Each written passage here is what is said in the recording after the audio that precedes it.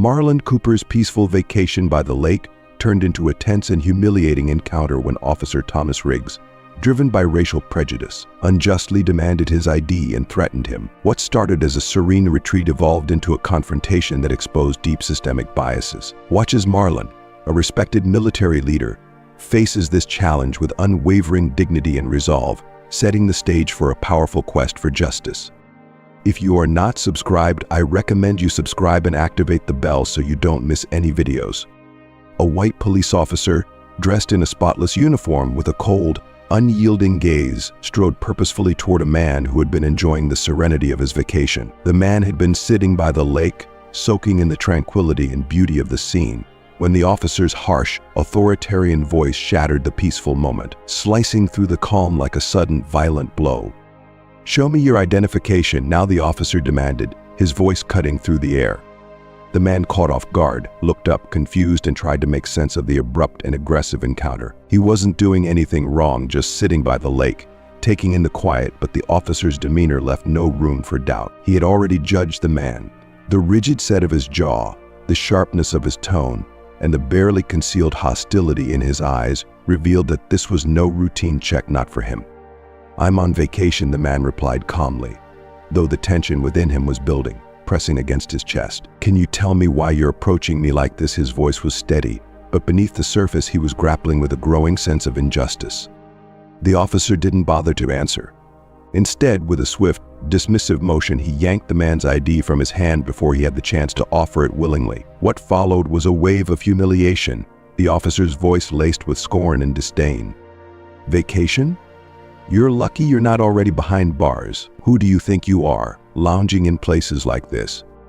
The words hit the man like a physical blow, knocking the air from his lungs. In that single phrase, he felt the weight of the officer's prejudice, a deep, festering anger that sought to reduce him, to strip away his humanity. It wasn't just an insult, it was an attempt to erase his right to exist in that space, to claim that peace as his own. The sharp sting of injustice burned through him, awakening a familiar pain, a reminder of all the times his skin color had marked him as suspicious, as a threat, as someone who didn't belong.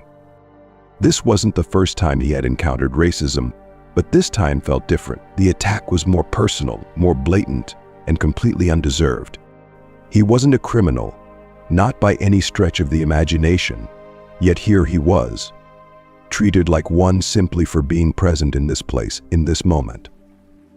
The officer, unmoved by the man's growing frustration, reached for his handcuffs. The man hadn't committed any crime, hadn't broken any law. There was no reason for this, only the officer's naked prejudice, his uniform becoming a weapon to inflict humiliation and assert power. The very fact that the man was there, occupying that space, seemed to be enough in the officer's eyes to warrant punishment.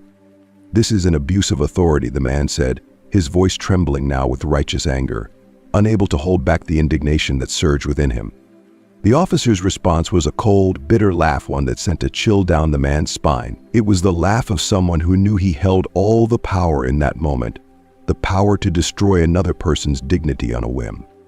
"I'm the authority here," the officer sneered, his eyes glinting with malice. "I decide what's abuse." Those words landed with the finality of a death knell, echoing with the weight of an irrevocable verdict. The metallic clinking of handcuffs being readied filled the air, amplifying the sense of impending injustice. Beneath the relentless glare of the sun, the gravity of the moment became excruciatingly clear. Here was a man who had devoted his entire life to principles of protection and honor, now being reduced to the status of a common criminal merely for being present at that particular place and time.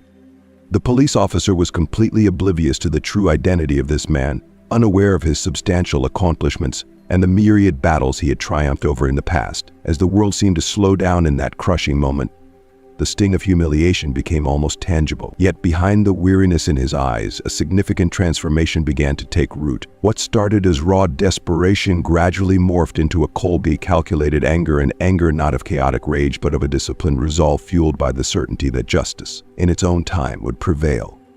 This man was determined that this injustice would not go unanswered. He sensed that something monumental was on the horizon, and the seemingly insurmountable tide against him would soon shift. As the police officer approached, his demeanor brimming with misplaced confidence, he believed this man, like countless others before him, would succumb to his authority. However, he was gravely mistaken. This was no ordinary individual. Unbeknownst to the officer, destiny was poised to deliver a twist no one could have foreseen. The silence that enveloped them was on the verge of being shattered in a manner that would leave everyone stunned. If you are still watching this video and find these stories useful, please comment number 1 below to let me know. Thank you for your valuable time. What transpired after this moment of profound indignity? How would someone dedicated to upholding justice respond to such flagrant injustice? What actions could this man take to not only confront the officer but to also reverberate shockwaves through the community around him? Prepare yourself, for the unfolding narrative promises a deep dive into the realms of justice, revenge, and redemption. This story will not only unveil the truth behind that pivotal encounter, but will also provoke a critical examination of the limits of power and the moments when it must be challenged. What happened next with the police officer, orchestrated by this remarkable man, was a revelation that astonished everyone and defied all expectations. Marlon Cooper, at 45 years old, was a figure of resilience and strength, bearing the weight of the world with a grace that masked his internal struggles. His upright posture and assured stride projected an image of invincibility. Despite earning the respect of many, Marlon carried with him the burden of invisible wounds. Raised in the tough streets of Detroit, a place where escape seemed almost impossible, Marlon not only survived but thrived. His military discipline had forged his character, while his unwavering commitment to justice had guided his every action. Enlisting in the Army at 18, Marlon set out to carve a path away from the perilous streets that had so frequently tempted him. While the path of least resistance might have been violence and crime, Marlon chose the road less traveled, one marked by sacrifice and dedication. In just a few years, he ascended through the ranks, emerging as a leader held in high esteem.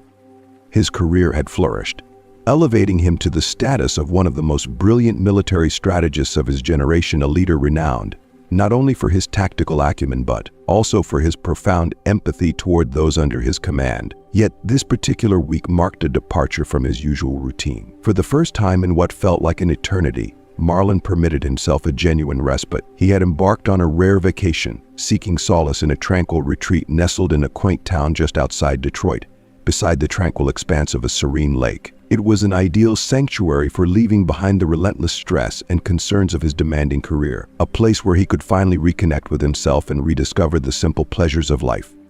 In the heart of nature's silence, far removed from the incessant blare of sirens and the chaos of urban life, Marlon sought the peace he so richly deserved. As he sat by the lake's edge, the sky painted with hues of twilight, he experienced a level of tranquility that had long eluded him. The gentle lapping of the water against the shore and the fading warmth of the setting sun offered a rare moment of serene reflection.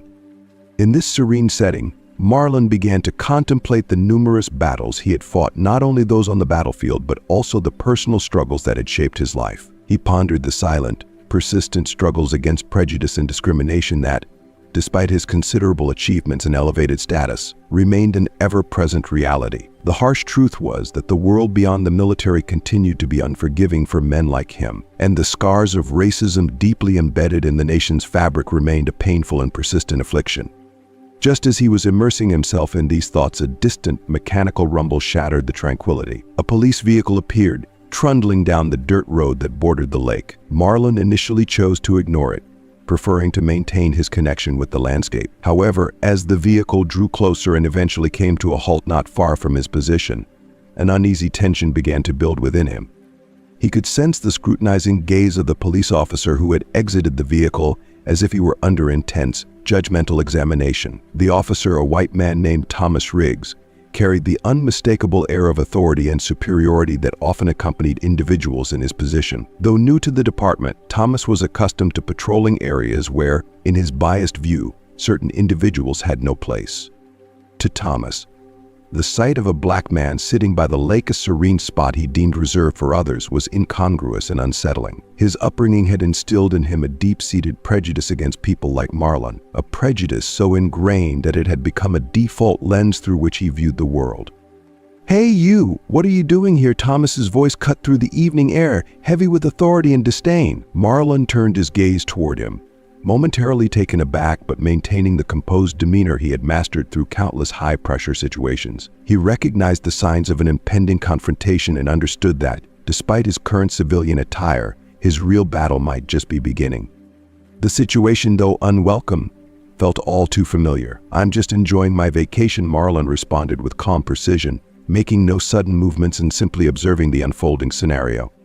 Thomas, advancing a few steps with a predatory gaze, scrutinized Marlon, as if assessing a potential threat rather than a retired general who had served his country with honor. All Thomas saw was an outsider, an interloper in what he perceived as a privileged setting. "Can I see your identification?" the officer demanded, his tone shifting from a request to a directive. Marlon felt a deep, gnawing unease and intense frustration fueled by the realization that Thomas's lack of respect was deeply rooted in racial prejudice. The officer's reaction to Marlon's calm and composed demeanor was more than just a personal affront. It revealed a disturbing disregard for Marlon's humanity. As Marlon took out his identity card with measured patience, he was acutely aware of the deeper significance of the encounter. For Thomas, it wasn't merely a matter of who Marlon was, it was about what Marlon symbolized. A black man occupying a space that, in the officer's prejudiced view, was not meant for him. When Thomas snatched Marlon's ID with an air of dismissive contempt, it was clear that the name on the card meant nothing to him. The officer's gaze was steeped in disdain, reducing Marlon to just another face in a sea of individuals he had judged and condemned without a second thought. "You're fortunate you're only here on vacation," Thomas's voice carried an undercurrent of menace. "But make no mistake, I'm watching you. One wrong move, and you'll find yourself behind bars." The officer's words were more than just a threat. They were a manifestation of deep-seated racism and an abuse of power that cut to Marlon's core. Although he had faced discrimination before, this encounter was different. Unarmed and away from the protective confines of his professional environment, Marlon felt exposed and vulnerable in a way he hadn't felt in years. It was as though Thomas took a perverse pleasure in wielding his authority over Marlon, finding his mere presence an affront that needed to be rectified. As Thomas turned on his heel and walked away, his eyes were filled with a self-satisfied arrogance that left an oppressive silence hanging in the air. However, the day was far from over, and Thomas Riggs was about to discover that underestimating Marlon Cooper was a grave mistake. Marlon was no ordinary man, and the universe was preparing to teach the police officer a lesson he would not soon forget. Sitting in silence, Marlon was haunted by the recent humiliation. Yet, amid the swirl of indignation and hurt, his military training surged back into his consciousness. He remembered that battles were not always fought with weapons in hand. Sometimes they were fought with fortitude, patience, and an unwavering commitment to justice. Marlon knew that seeking revenge through violence was not the answer. Instead, he would channel his energy into something far more powerful: the pursuit of justice. If you are still watching this video and find these stories useful, please comment number 2 below to let me know that you are still watching this video with me. Thank you for your valuable time. Thomas's face was a clear mask of prejudice, his disdain visible and undeniable, much like the setting sun that cast long shadows over the lake. Marlon could not yet foresee where this encounter would lead, nor what would be at stake in the moments that followed. The scene was set for a clash of worlds: Thomas Riggs, a white police officer steeped in prejudice and corruption, and Marlon Cooper, a black general with a lifetime of dedication to justice, now ensnared in the snare of racism and discrimination. As the sun finally dipped below the horizon, the sky transformed into a canvas of dark blue and purple hues. Marlon decided to rise from his seat. The tranquil lake, once a symbol of peace, had become dense and oppressive in the wake of the officer's intrusion. Thomas Riggs, standing like a predator with Marlon's ID card in hand, swayed it back and forth. The gesture was almost theatrical, designed to prolong the tension as if he were stretching a taut wire poised to snap. "You claimed you were just here on vacation," Thomas's tone dripped with skepticism. But I have my doubts. His eyes remained locked on Marlon, as though he were searching for a slip, a mistake that would justify his oppressive attitude. The tension in the air was palpable, and as the evening darkened, the stage was set for an inevitable confrontation, a confrontation that would reveal the depth of Marlon's resilience and the reckoning awaiting Thomas Riggs. "I'm a citizen just like anyone else, exercising my right to rest," Marlon replied, carefully modulating his tone to avoid triggering any further escalation. He was fully aware that an angry response would play right into Officer Thomas's hands. Thomas seemed to be on the lookout for any pretext, however minor, to transform this routine encounter into an arrest scenario. The scornful expression on Thomas's face conveyed a clear message.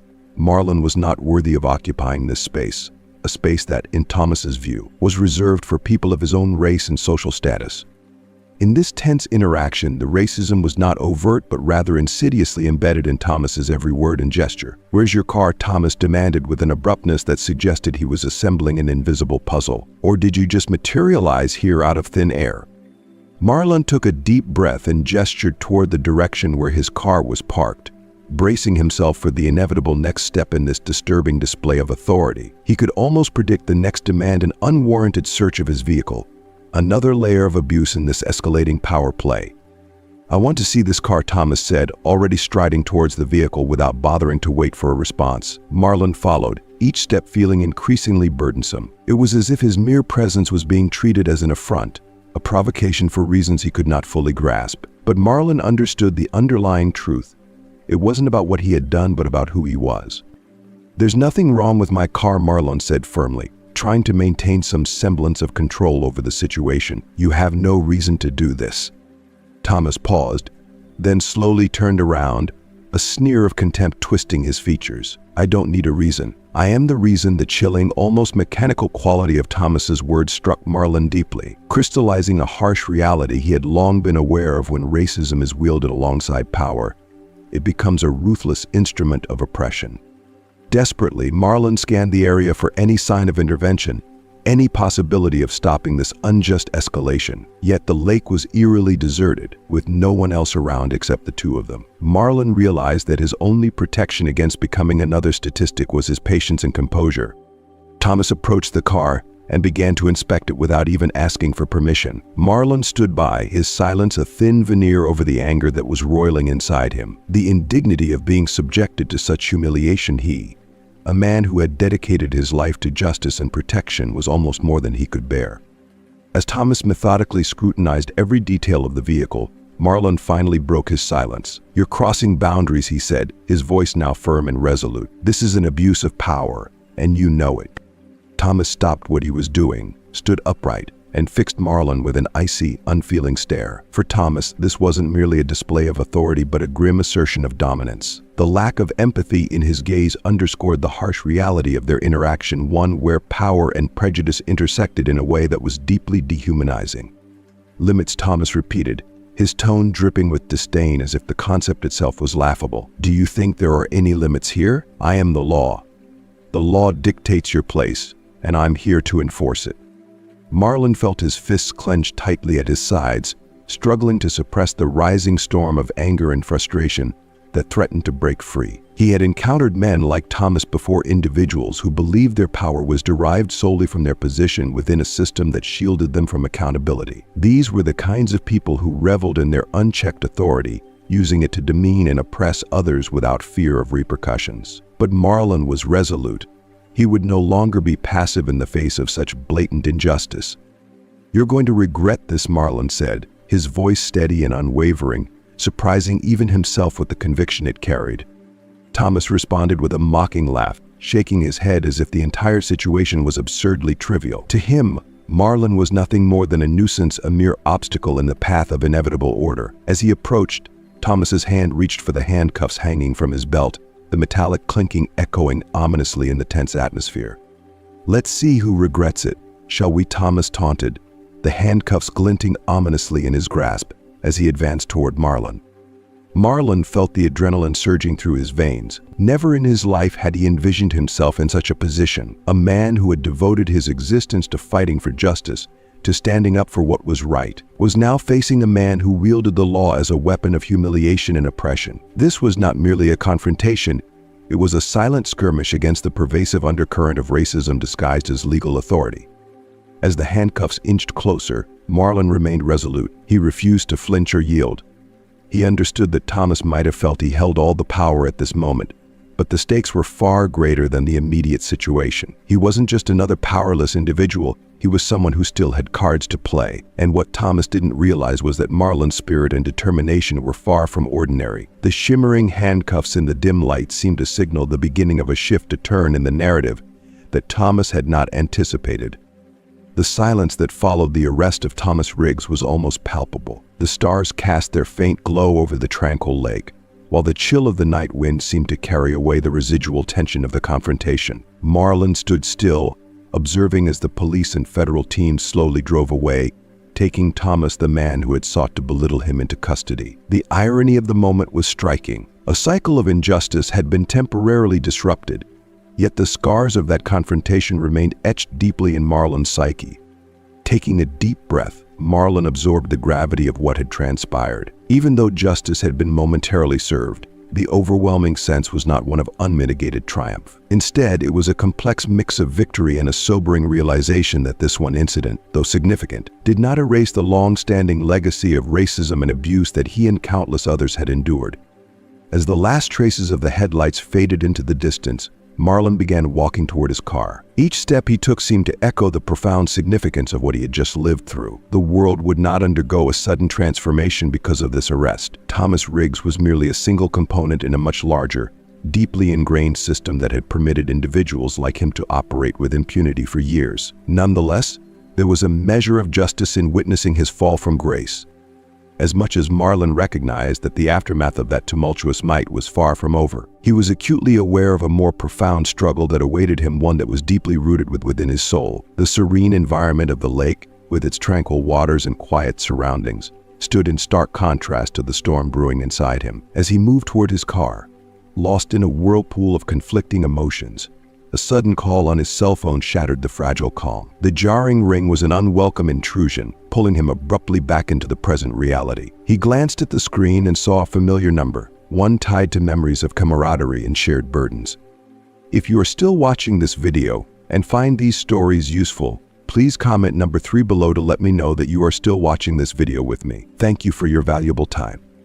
Marlon, are you okay? The voice on the other end of the line was laden with concern, its familiar tone a stark reminder of a past filled with both camaraderie and conflict. It was the voice of an old friend, someone who had stood by him during the grueling years of military service, sharing in both the triumphs and the trials.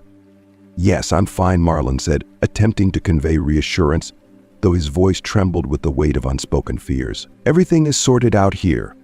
There was a pause, heavy with understanding. Marlon's friend didn't need any further details. The weight of their shared experiences meant that unspoken words carried profound meaning. The struggles Marlon had faced were not foreign to his friend, who knew all too well the harsh realities that lurked beneath the surface of their world. The tension and turmoil that had unfolded were not just abstract concepts but lived experiences for both men. "What are you going to do now?" his friend asked, his voice tinged with genuine worry and compassion. It was a question that cut through the fog of Marlon's thoughts, forcing him to confront the uncertainty that lay ahead. Marlon looked around at the lake's placid surface, its stillness a stark contrast to the churning emotions within him. The serene setting, which had once promised a semblance of peace, now felt like a mirror reflecting his inner chaos. What would he do next?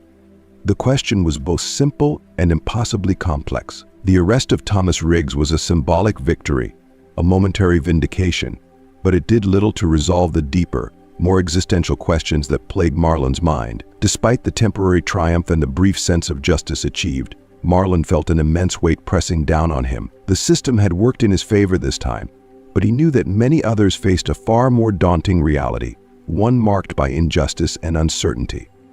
Years of dedicated service to his country had shaped Marlon into a protector of others, but now he found himself confronting a new, more personal battle, a battle that pitted the desire for justice against the quest for inner peace. The lines between right and wrong, justice and vengeance, had become blurred in the wake of his recent experiences.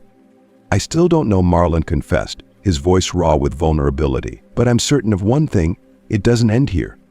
He hung up the phone and took a seat on the hood of his car, his gaze fixed on the lake's reflective surface. The calm water seemed to mock his internal strife, mirroring the uneasy tranquility he felt within himself. He was not consumed by anger, nor did he feel a deep sense of relief. Instead, he was caught in a state of unresolved tension, grappling with the emotional aftermath of his actions. The path ahead was shrouded in uncertainty, but one thing was clear: he would not navigate it alone. The lake, once a symbol of potential solace, now stood as a stark reminder of his internal conflict. Marlon longed to believe that he had made the right choices, but a nagging doubt persisted, questioning the true cost of his victory. The journey ahead promised to be long and fraught with challenges, but the one constant was the presence of his inner turmoil, a reminder that the battle for peace was far from over. As the hours ticked away, Marlon found himself trapped in a whirlwind of thoughts that swirled between the haunting echoes of the past and the daunting uncertainties of the future. The night seemed to stretch endlessly, each minute dragging him deeper into contemplation. He understood that the true battle was not confined to confronting individuals like Thomas Riggs. It was against a vast, entrenched system that perpetuated such injustices. This realization struck him with a heavy force, leaving him to question his place in this vast struggle. Could he simply slip back into the familiarity of his former life, leaving the events behind as though they were just a chapter in a book? Or was this moment, so charged with emotion and significance, an opportunity to embark on a far greater journey? Could he rise above personal concerns and fight for those who lacked the resources and protections that he had been fortunate enough to have? That night, Marlon was tormented by this moral dilemma, a weight that seemed to press down on him with a tangible force. As the first light of dawn began to creep across the sky, casting a faint glow over the world, Marlon knew that a decision had to be made. The victory of the previous night, though important, felt like a mere prelude to a much larger story still unfolding. He resolved not to let the profound emptiness he felt define him. Whatever path he chose next needed to be driven by a sense of purpose that extended beyond his own needs. He stood up, a figure against the encroaching light, determined to embrace whatever came next with a renewed sense of commitment. He realized that his future actions would need to reflect something larger than himself, perhaps engaging in a different kind of struggle, one not defined by the conventional means of confrontation but by the pursuit of justice and truth. In the days following Thomas Riggs' arrest, the ripple effects of Marlon's actions were profound. News of the incident spread rapidly, transcending local boundaries to capture national attention. The media, once a distant observer, became an active participant, portraying both the extent of Thomas Riggs' abuse of power and the courage with which Marlon had responded. Marlon Cooper's name became synonymous with integrity and bravery, not just as a former general, but as a man who faced injustice head-on. The way he had handled the situation, with calm and unwavering resolve, without succumbing to anger or hatred, struck a chord with people across the country. Thomas Riggs, the once formidable figure of authority, experienced a swift and devastating collapse. The weight of accusations, abuse of power, racism, and corruption quickly became unbearable. As the investigation peeled back layers of his misconduct, revealing a history of oppressive behavior, Riggs found himself facing the stark reality of his actions. He was no longer the imposing officer who had wielded power with impunity. Instead, he was reduced to a symbol of fallen authority, grappling with the consequences of his actions. The once fearsome presence had been dismantled, leaving Riggs not just without a career but with a tarnished reputation and the looming threat of incarceration for his severe misdeeds.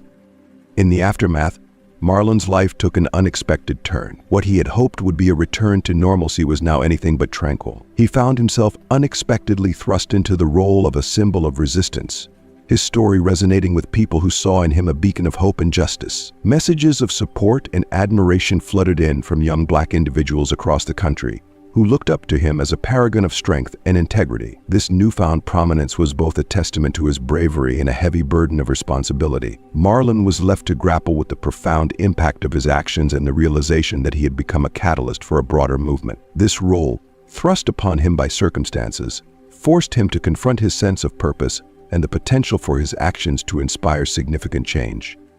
One day, Marlon found himself confronted with an unexpected and highly unusual invitation that would forever alter the trajectory of his life. A well-known and respected national civil rights organization reached out to him with an opportunity that was both unprecedented and challenging. They wanted Marlon to take on a leadership role in a pioneering initiative aimed at tackling institutional racism within the country's security forces. The organization was keenly aware of Marlon's distinguished career as a general and his recent surge in public visibility. They believed that his unique blend of experience and newfound prominence made him the ideal candidate to drive a transformative movement aimed at reforming a deeply entrenched system of systemic discrimination.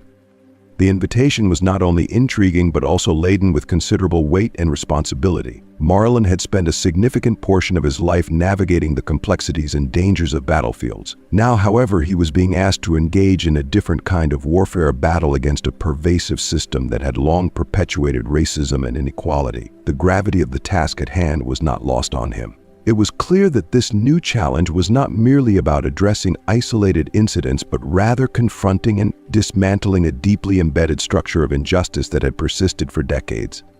After much deliberation, Marlon made the pivotal decision to accept the invitation. His choice marked a profound shift from his military past to a new identity as an activist and community leader. He set aside the remaining vestiges of his military career, fully committing himself to his new role. His voice, once heard in the corridors of military power, now reverberated through courtrooms, conferences, and national debates. Marlon became a prominent advocate for the creation and implementation of innovative policies and guidelines designed to combat racism within law enforcement agencies. His influence grew, and his name became synonymous with meaningful change and reform. If you are still watching this video and find these stories useful, please comment number 4 below to let me know that you are still watching this video with me. Thank you for your valuable time.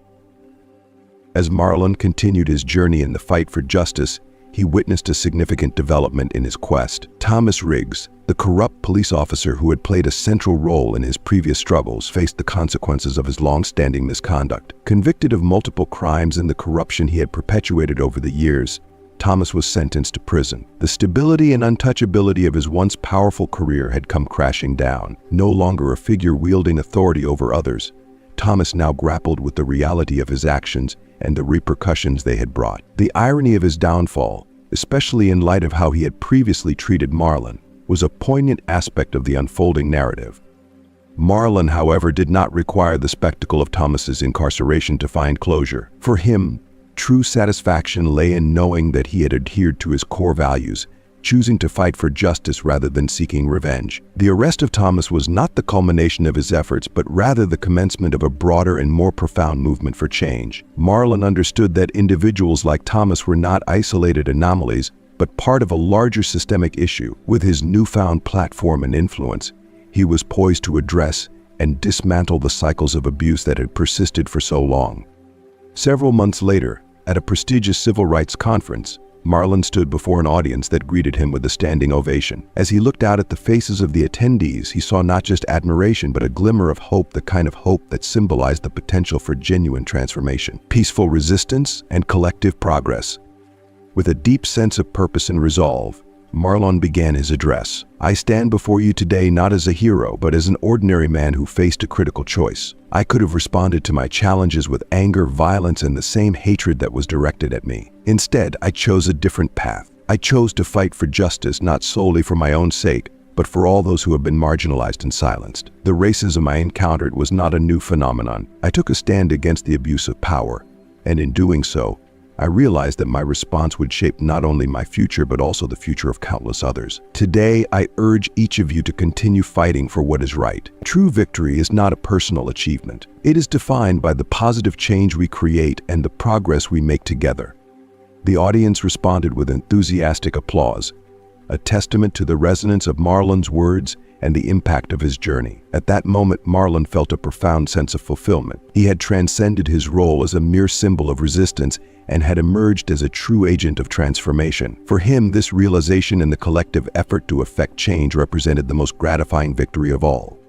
As the story draws to a close, I invite you, the listener, to reflect on the significance of the choices we make when confronted with injustice. Marlon faced the option of responding with hatred and vengeance, but he chose the path of justice. In our daily lives, we often encounter situations where we must choose between the easier route of animosity and the more challenging but righteous path of justice. Reflect on the moments when you have been silenced or have witnessed others being silenced. How did you respond?